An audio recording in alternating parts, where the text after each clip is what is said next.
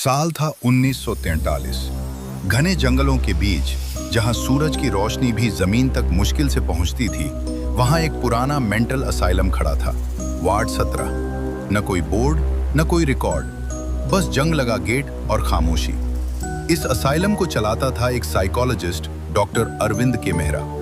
लोग कहते थे वो बहुत होशियार है, लेकिन सच कुछ और था। उसका एक अजीब नियम था।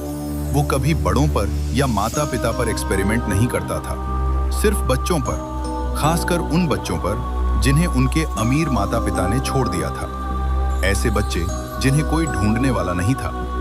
असाइलम के अंदर चीखें गूंजती थीं, लेकिन वहां के लिए ये आम बात थी। डॉक्टर मेहरा का मानना था, पागलपन कमजोरी नहीं, एक छुपी हुई ताकत है।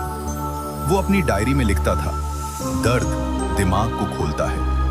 बच्चों पर खतरनाक एक्सपेरिमेंट किए जाते, अंधेरे में बंद रखना, डरावनी आवाजें सुनाना, बिजली के झटके देना।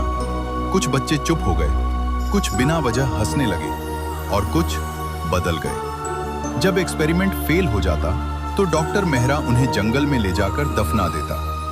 असाइलम के पीछे की जमीन हमेशा ताजा लगती थी, जैसे हर दिन कोई नया राज दफन हो रहा हो। जिंदा या मरे हुए उसे फर्क नहीं पड़ता था। एक दिन वहां एक नई नर्स आई, एलिजा डिसूजा। वो बाकी लोगों जैसी नहीं थी। उसे शक होने लगा। खाली बेड, जिनका कोई रिकॉर्ड नहीं, रात में आती चीखें, और एक बंद बेसमेंट जहां जाने की इजाजत नहीं थी।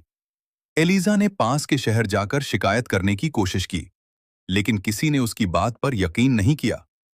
जंगल की आवाजें होंगी कहकर उसे टाल दिया गया। वो वापस आई। उस रात उसने डॉक्टर मेहरा का सामना किया। मुझे सब पता है, उसने कांपती आवाज में कहा। डॉक्टर मेहरा कुछ पल उसे देखता रहा, फिर हल्के से मुस्कुराया। गुस्से में नहीं, बल्कि जैसे उसे इंतजार था। अगली सुबह एलिजा गायब थी। कोई सवाल नहीं पूछा गया, कोई खोज नहीं हुई, लेकिन असाइलम के पीछे एक नई ताजा मिट्टी की परत दिखने लगी। कुछ सालों बाद वो असाइलम बंद हो गया। लोगों के गायब होने, अजीब आवाजों और रात में जंगल में घूमते बच्चों की खबरों के कारण। आज भी अगर कोई उस खंडहर के पास जाता है तो उसे हंसी सुनाई देती है। साधारण हंसी नहीं, टूटी हुई, डरावनी और जिंदा। और अगर आप जंगल के अंदर थोड़ा और आगे बढ़ें तो आपको जमीन थोड़ी नरम लगेगी, जैसे उसके नीचे कुछ अभी भी हिल रहा हो। और कहीं अंधेरे में एक धीमी आवाज फुसफुसाती है, एक्सपेरिमेंट अभी खत्म नहीं हुआ है।